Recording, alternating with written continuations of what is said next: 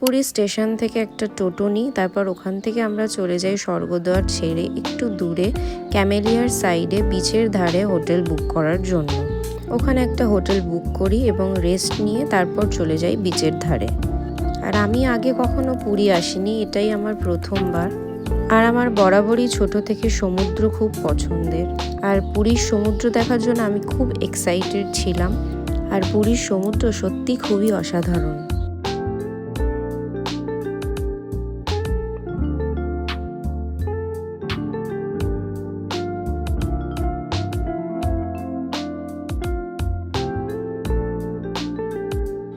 বিচের ধারে হাঁটার পর কিছুক্ষণ পর সন্ধে হয়ে যায় আর সমস্ত মার্কেটের দোকানগুলো ওপেন হয়ে গেছিলো, আর আমি আজ থেকেই কেনাকাটা শুরু করে দিয়েছিলাম।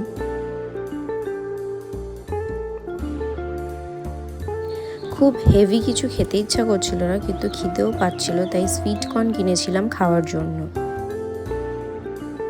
তারপর সমুদ্রের পাড়ে বসে সমুদ্রের ঢেউ দেখছিলাম আর ভীষণ ভালো লাগছিল।